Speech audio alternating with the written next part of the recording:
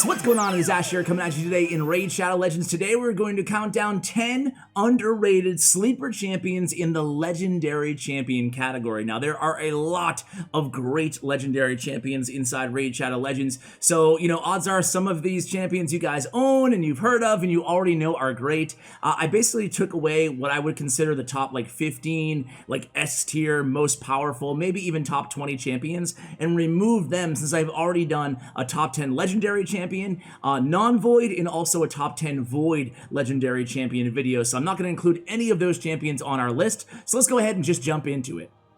So first up is Basilius Roanas. So Basilius is a great Legendary Champion in the arena and also in campaign. So check out his kit, guys. It's interesting. His A1 is really solid for an A1. Attacks one enemy, has a 100% chance when booked of stealing one random buff from the target. Now, if there's no buffs to steal, he will have a 100% chance when booked of placing a block buffs debuff for one turn. Again, not bad for an A1, certainly.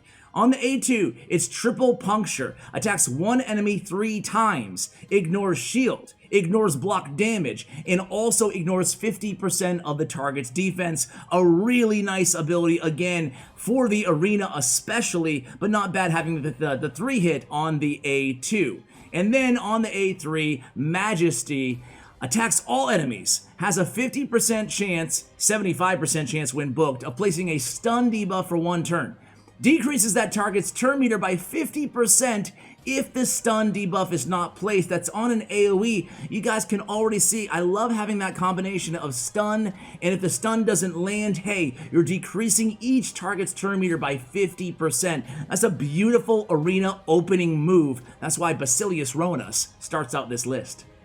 Next up on the list is a champion that I actually have. It's Hacron Smashlord, and check this dude out, man. He looks like an absolute beast. He's a Skinwalker, magic affinity. Look at those eyes too, man. Oof. Alright, anyway, his skill sets are good for Ice Golem, for Arena, for Campaign, and for Dragon's Lair, okay? So attacks one enemy on the A1 in human force. 40% chance of placing a stun debuff for one turn, can be booked up to 55%, so nice to have that stun on the A1. On the A2, Rallying Bellow removes all debuffs from all allies, then heals all allies by 15% of this champion's HP. Really solid. Heals each ally by an extra 10% of this champion's max HP for each debuff removed from them, and then places a block debuffs buff on all allies for 2 turns. This is an amazing support ability. And then in his A3 here, Blood Offering is really cool too. Really a unique kit on Hacron Smashlord. Sacrifices HP equal to 50% of this champion's max HP, then attacks all enemies. Damage inflicted is equal to 50% of this champion's max HP. This attack is always normal. Too bad it couldn't crit, that'd be insane, but always a normal hit. The HP sacrifice will happen even if it kills the champion on a 4-turn cooldown. So really interesting ability here. He can die from it, which is pretty cool, but what you want to do with your Hacron Smashlord is build him to have a ton of HP, especially kind of in the arena. You want to open up with the Blood Offering, do a ton of damage, and then you can heal everybody back up on the A2 on his next turn. But of course, he's great for dungeons as well, as I mentioned. Hacron Smashlord, definitely a really cool, really cool champion. So next up is another champion I own, and I have a story about Ghostborn, the Dark Elf Spirit Affinity champion. I had him for a while, and I just didn't build him up because his kit seemed, I'm not going to say underwhelming. It was very clear that his A3 was amazing, but I just wasn't sure where I would play him, and now he's on my main Spider team. He could be on my Dragon team, even despite the affinity, and he's really on any team that you want to run fast. I use him in the arena when I'm just trying to speed farm medals as well, and he's a beast in campaign. He's just a beast everywhere in this game except for Clan Boss and Fire Knight, and Ghostborn's real money ability, again, is his A3. We'll talk about why. So on his A1, Energy Bolt, attacks one enemy, 50% chance of placing a 60% decreased defense buff for 2 turns. Really solid on the A1.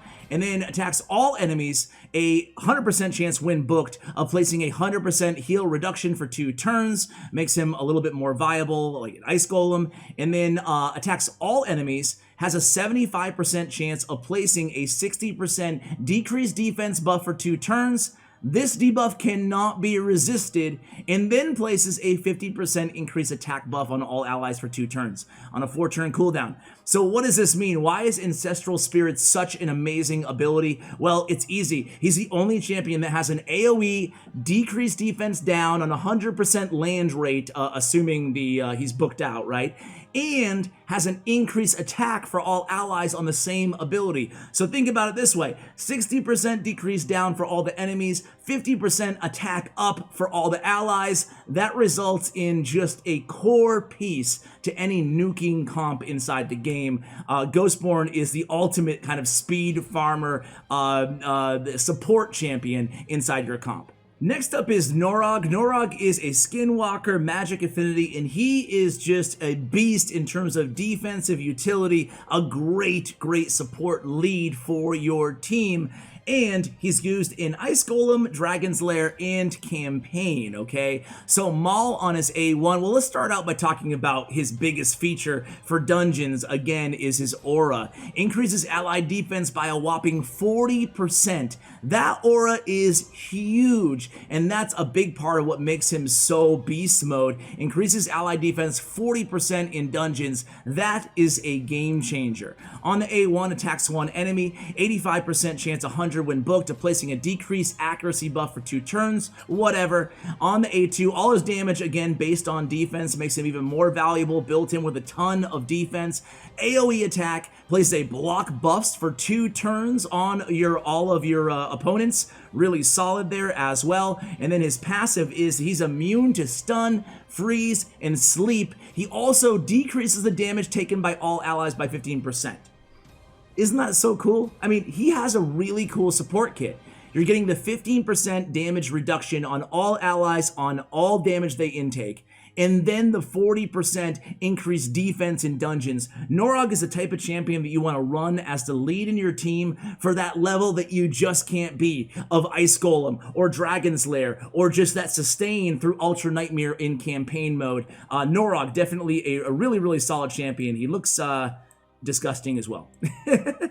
Next up is a Sacred Order Force Affinity champion. It's Abbess. So Abbess is really cool because of her A3. She has a pretty high base attack at 1564, along with a decent defense too at 1079. Her speed is a little bit slow in terms of her base stats. On an A1, oh, by the way, she's used in Arena, in Ice Golem, and in Dragon and Campaign locations. Attacks in, of course, all the keeps for all of these champions as well, guys. And Minotaur's Labyrinth for all these champions, same goes, right? So attacks one enemy, removes one random debuff from this champion, and places it on the target. Kind of a cool ability there to stack onto the A1.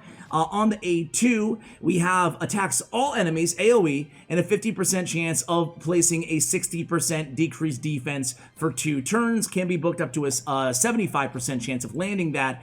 And then Divine Wrath, her A3, is what it's all about here. Attacks all enemies. Damage inflicted is proportional to either this champion's attack or the target's defense or attack stat, whichever is highest. So pretty cool on the AoE, right? So if you go up against a really strong defensive team in the arena, the damage is going to be proportional to their defense, which is really cool, and I think a pretty unique ability. I'm not sure if there's any ability like this in the game. I don't think there is, but either way, it's really cool to use. You can build her in a number of different ways too, because if you build her with not crazy high attack, it's okay. Put more into crit damage because her damage is already going to be based on the opponent's high attack or defense as is. It gives you some unique flexibility. She's a really cool champion. Next up is Tomb Lord. Tomb Lord is a beast. He's a Knight Revenant.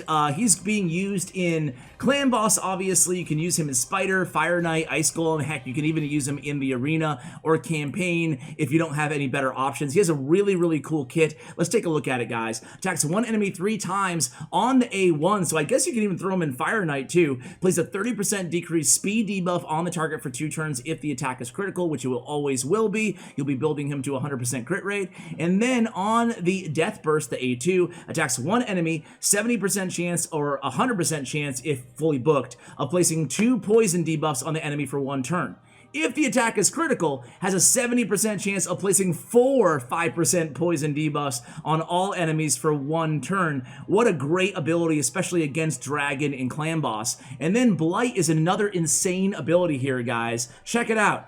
We're just going to say it's 100% because it's going to be, we're going to pretend that he's booked here, okay? So, when booked on a 5-turn cooldown, resets the turn meter of all enemies with less than 50% HP. Then has a 100% chance of placing a 50% decrease attack debuff on all enemies for 2 turns. Then has a 100% chance of placing a 60% decrease defense debuff on all enemies for 2 turns, and then grants an extra turn if the enemy's turn meter is reset by this skill. Of course, that's not going to be useful against Clan Boss of the Dragons, the reset part, but still, it's an insane ability on a 5-turn cooldown, which is the only problem with it. He does get an extra turn if the turn meter is reset, but he's not going to be resetting against Clan Boss, so the limitation here with Tomb Lord and Clan Boss is you usually have to have another champion like a Tyrell or whoever to add those debuffs, the decrease attack and decrease defense on top of Tomb Lord. He can help though, make sure it's always up on Clan Boss, but you might need somebody in addition to him on your team. Next up is Suzerain Katonn. Suzerain is an Undead Horde Spirit Affinity champion, and he is kind of a specialist for Arena and for Spider's Den.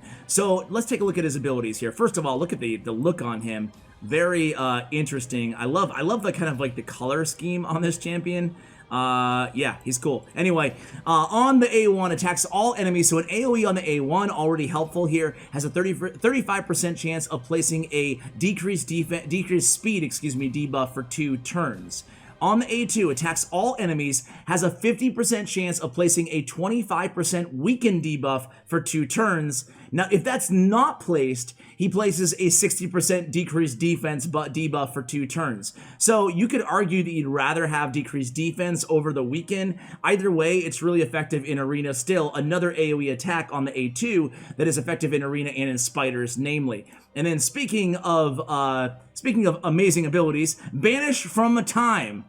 Removes shield, block damage, and unkillable buffs from all enemies, and then attacks them. Places a 100% heal reduction debuff on all enemies for 2 turns. So he has the 2 AoEs, or the 3 AoEs in his entire kit, right? And then on his A3, this is where he's really used in the arena, right? He removes the shields, removes the block damage, and removes the unkillables. So you having problems with that Skull Crown or that Skull Crusher, you can remove the unkillables, you can remove the Richard, the towers, the block damage debuffs, and you can remove all of those shields. So definitely a really, in my opinion, underrated champion. Also has pretty high base stats at 1564, and he's at the bottom of a lot of people's lists. I'm not sure why. Let me know if you agree that he is underrated.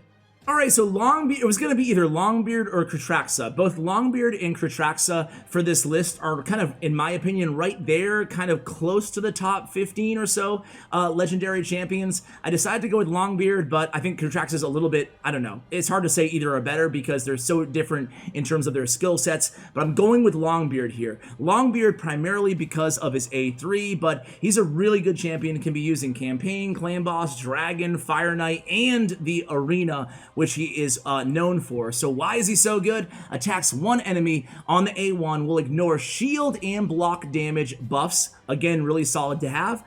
On the A2, attacks 1 enemy, places a 25% weaken debuff for 2 turns. And on the A3, his money ability attacks 1 enemy with 4 allies, increases the damage inflicted by the allies by 20%. So you put him with the right team. Namely, put him in Arena with a bunch of allies who have insane A1s, talking AoEs or multi-hitters or whatever you can find. It's a really lethal combination. Your entire Arena battle can be speed farmed and over in just a matter of seconds with Longbeard on your team, but you can also use him even in Clan Boss with this Horde's Fury ability, just landing all of those abilities at once and obviously not affecting the turn meters of your allies, right? It's just kind of like a built-in, not a counterattack, just the extra attack, which is really valuable. Longbeard, people who have him, you all know how great Longbeard can be. I wish I had him. Either way, he makes the list. Next up is Astralith. Astralith is a Spirit Affinity Dark Elf champion, and she's really cool because of her A1 actually, which is not something that we say about a lot of other champions. Granted, her whole kit is awesome, but let's take a look at her here, guys. She can be used, by the way, in Ice Golem, in Clan Boss. She can be used in Arena and in Dragon and Campaign, of course, as well. So here it is, Assault Leader. Attacks one enemy, fills the turn meters of a random ally by 15%.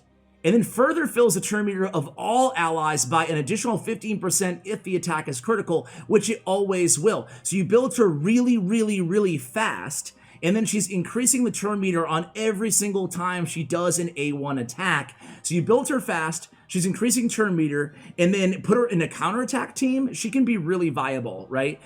Because she's always speeding things up every single time she lands those A1s on the critical hits. Now she also puts out, she has to have a little bit more than that in her kit, right? And she does. She has a bomb. So on her Heart Rot ability on the A2, attacks one enemy, places 2 bomb debuffs that detonate after 1 turn. We need more bomb champions in the game. It's really cool to see, doing a ton of damage there on the Heart Rot. And then the Judgment cannot be used against bosses, so take that into consideration, against Clan Boss, against Dragon, etc., against Ice Golem. However, it can be used, a great ability for the Arena here, and this is what makes her Arena viable. Exchanges remaining HP levels with a target enemy, then attacks with a default skill. Cannot be used on a boss. Grants an extra turn passive effect. Grants an extra turn and decreases the cooldown of this skill by 3 turns if this champion's HP drops below 20% when attacked.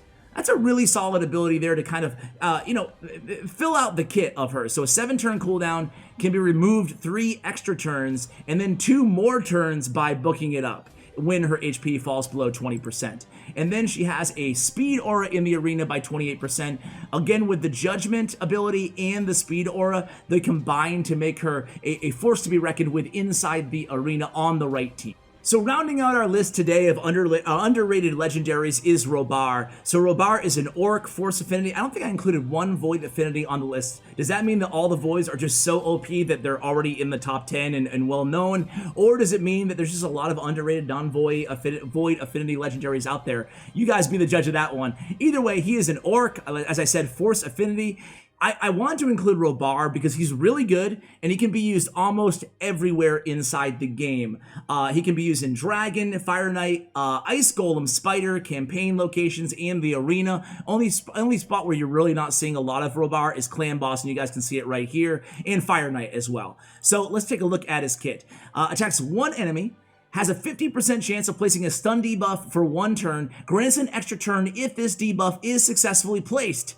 That's super solid on the A1. So a stun, if a stun does land, we get another turn hitting the already stunned champion. Really cool. Stunning strength, pun intended, I guess, on that A1. Really cool ability, right? On the A2, it's Wild Swing. Attacks all enemies, has a 75% chance. Each hit has a 75% chance of placing a 60% decreased defense buff for 2 turns. So a nice decreased defense on the A2 on a 3-turn cooldown when booked and 100% rate when booked. And then on the A3, attacks all enemies. Damage increases if the target is under sleep, stun, or freeze debuffs. So really solid, especially if you build a team around him. You know, you put him with a Torment in the Arena, or you put him with any stun AoE stunner on the same team in any dungeon, and he's going to be doing more damage on this Merciless Assault, his A3. So definitely a really solid kind of nuker for your team. Look at that base attack too, 16-19, definitely pretty solid. His aura is only used in Faction Crisp, but overall a really solid champion who looks like an absolute beast as well. So guys, that's going to do it for the list today. I hope you enjoyed this video. You can make a case for 5 to 10 other legendaries being underrated. Let me know if I forgot one of your favorite legendaries in the comments below. Thank you so much for watching, and as always, take care, guys.